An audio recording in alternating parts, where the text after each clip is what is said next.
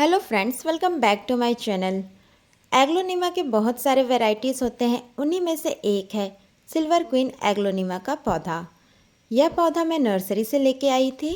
जब भी आप कोई पौधा नर्सरी से लेकर आए तो स्वस्थ पौधा का ही चुनाव करें और ऐसा पौधा का चुनाव करें जिसके ग्रो बैग के नीचे से रूट्स नहीं निकली हो और पौधा बहुत ही हेल्दी हो, क्योंकि जब हम इसे रिपोर्टिंग करते हैं तो कभी कभी पौधा रिपोर्ट शॉक में भी चला जाता है। आज मैं एग्लोनिमा के पौधे की कंप्लीट केयर और रिपोर्टिंग के बारे में बताऊंगी। आप मेरे चैनल पे नए हैं तो चैनल को सब्सक्राइब करें और वीडियो अच्छी लगे तो वीडियो को लाइक एंड शेयर ज़रूर करें।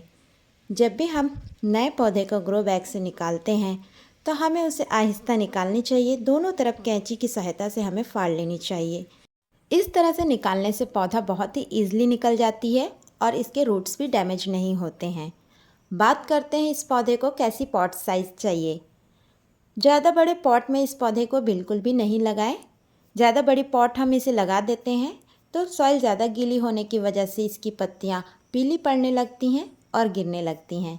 इस पौधे के लिए पॉट की साइज़ होनी चाहिए 6 से 8 इंच की पॉट इनफ है इस पौधे के लिए।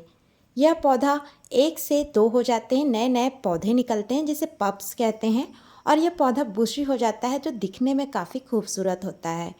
बात करते हैं इस पौधे की सॉइल मिक्सचर कैसे बनाएं। तो यह पौधे की सॉइल मिक्सचर पोरस होनी चाहिए और थोड़ी सी सॉफ्ट होनी चाहिए, जिसमें मैं ली हूँ, जितना मैं गार्डन सॉइल ली हूँ उतना ही मैं इसमें राइस हस्क यूज़ कर रही हूँ। आप राइस हस्क की जगह कोकोपीट का भी यूज़ कर सकते हैं। मैं इसमें कोकोपीट यूज़ नहीं की हूँ। आपके पास जो अवेलेबल हो आप यूज़ कर सकते हैं। जितना मैं गार्डन सॉइल यूज़ की हूँ उतना ही वर्मी कंपोस्ट इसमें डाली हूँ और 1/4 सैंड यूज़ की हूँ, जिससे सॉइल मिक्सचर वेल ड्रेन बने। फंजीसाइड पाउडर के लिए मैं यहाँ हल्दी पाउडर का यूज़ की थी, जिससे फंगस बिल्कुल भी नहीं लगे। ये है 8 इंच का पॉट और ये पौधा के लिए 8 इंच का पॉट इनफ है। इसमें ड्रेनेज होल बिल्कुल नहीं थे तो मैंने 4 ड्रेनेज होल इसमें बना दिए हैं, जिससे अच्छी तरह से वाटर ड्रेन हो सके। पौधा को ग्रो बैग से निकालते समय इसकी रूट बॉल डिस्टर्ब नहीं होनी चाहिए। मैं इसकी मिट्टी को हल्की सी लूज़ कर दे रही हूँ और नीचे की मिट्टी को निकाल दे रही हूँ। आप चाहे तो इसकी पूरी मिट्टी निकाल सकते हैं। उसके लिए आप एक बकेट में पानी ले लीजिए और ये पौधे को मिट्टी सहित उसमें भिगोकर रख दीजिए। सारी मिट्टी लूज़ हो जाएंगी और बहुत आसानी से सारी मिट्टी निकल जाएंगी और इसके रूट बॉल भी डिस्टर्ब नहीं होंगे। उसके बाद आप इसे रिपोर्ट कर सकते हैं। किसी भी नए पौधे को रिपोर्ट करते हैं तो शाम का समय करें, ताकि पूरी रात पौधे को एडजस्ट होने के लिए समय मिल जाए। रिपोर्ट करने के बाद इसे छांव वाली जगह में रखें। वैसे भी यह पौधा सेमी शेड में चलने वाला पौधा है। तो बात करते हैं इस पौधे की लोकेशन कैसी होनी चाहिए और इस पौधे को सनलाइट कितनी चाहिए। सबसे पहले तो बात करें, इस पौधे को ऐसी जगह रखें जहां तेज़ धूप बिल्कुल भी नहीं आती हो। आप इसे इंडोर भी रख सकते हैं या घर के बालकनी के पास या बाहर रख सकते हैं, पर जहां ब्राइट सनलाइट आती हो ऐसी जगह रखें। अर्ली मॉर्निंग के 2 से 3 घंटे की धूप इनफ है इस पौधे के लिए। घर के अंदर रख रहे हैं तो विंडो प्लेस में रखें। ऐसी जगह रखें जहाँ ब्राइट सनलाइट आती हो। ज़्यादा डार्क प्लेस में इस पौधे को रख देंगे तो ये पौधे ग्रो नहीं हो पाएंगे। एग्लोनिमा को वाटरिंग की बात करें तो जब भी आप इसे पानी देते हैं तो इसके गमले की 1 से 2 इंच की मिट्टी की सतह को आप चेक कर लीजिए। यदि ड्राई है तभी इसमें पानी दें।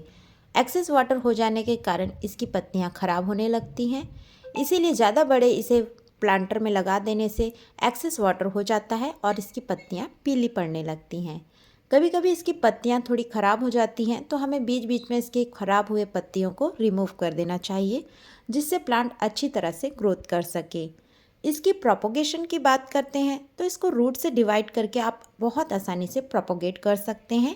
इसके पप्स निकाल कर आप अलग कर सकते हैं, क्योंकि एक छोटे से प्लांट में भी बहुत सारे पप्स निकल कर ये प्लांट बहुत सारे बन जाते हैं। ये है लिपस्टिक एग्लोनिमा वेराइटीज़। ये पत्तियाँ बहुत ही खूबसूरत होती हैं और ये एक बेस्ट ऑर्नामेंटल प्लांट है या decorative plants, best decor plant कह सकते हैं। इसकी प्राइस नर्सरी में करीबन 100 रुपये से ऊपर ही मिलते हैं, किसी भी लोकल नर्सरी में। यह पौधा भी मुझे 130 रुपये के करीब मिला था। एग्लोनिमा की सारी वेराइटीज़ की पत्तियाँ बहुत ही खूबसूरत होती हैं और इसके प्राइसेस भी काफ़ी ज़्यादा होते हैं। इसलिए इसकी पत्तियों की खूबसूरती के कारण लोग इसे अपने इंडोर रखना बहुत ज़्यादा पसंद करते हैं। बात करते हैं यह पौधा कैसा है। तो ये एक परमानेंट पेरेनियल प्लांट है। ये किसी भी पर्टिकुलर मौसम वाला प्लांट नहीं है, पर ये विंटर सीज़न आते ही आते डोरमेंसी में चले जाते हैं। इसकी ग्रोथ रुक जाती है। ज़्यादा ठंड पड़ने से इसकी ग्रोथ कम होने लगती है। एग्लोनिमा के पौधे में फर्टिलाइज़र कैसे दें। इस पौधे को फर्टिलाइज़र की कुछ खास ज़्यादा ज़रूरत नहीं होती है। यह पौधा बहुत ही स्लो ग्रोइंग प्लांट है। यह पौधे की ग्रोथ बहुत ही स्लो होती है। जब हम इसे नए प्रोपोगेट करते हैं तो एकदम से यह पौधा की ग्रोथ नहीं दिखाई देती है। बहुत ही स्लो स्लो इस पौधे की ग्रोथ होने लगती है। पर हाँ, एक बार यह पौधा आप लगा लिए तो एक परमानेंट पेरेनियल प्लांट है। ये आपके पास परमानेंट रह जाएगा और आप एक पौधे से ढेरों पौधे बना सकते हैं। इसके छोटे छोटे पौधे और भी निकलते हैं जिसे आप अलग अलग पॉट में लगाकर कई सारे प्लांट बना सकते हैं।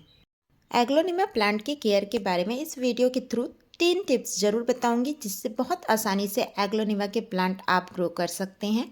फर्स्ट है लोकेशन, सनलाइट, जो बहुत ही मस्ट है। इसे पार्शियल सनलाइट की ज़रूरत होती है और सर्दियों के मौसम में खासकर 3 से 4 घंटे की धूप जरूर दिखाएं। सेकंड है ओवर वाटरिंग, जो किसी भी प्लांट के लिए खतरा होता है। और थर्ड है पॉट साइज़। पॉट साइज़ आप मीडियम रखें या छोटी रखें, जिससे ओवर वाटरिंग का खतरा कम हो जाता है और प्लांट्स जल्दी ही बेबी प्लांट्स या न्यू पप्स प्लांट ग्रो करते हैं और प्लांट्स की ग्रोथ ज़्यादा होती है। एग्लोनिमा पौधे को अपनी पत्तियों की कलर को मेंटेन करने के लिए ब्राइट लाइट का होना ज़रूरी है। इस पौधे को जितनी अच्छी ब्राइट लाइट में हम रखेंगे, इस पौधे की पत्तियाँ उतनी ही कलरफुल और सुंदर दिखती है। Thanks for watching my video.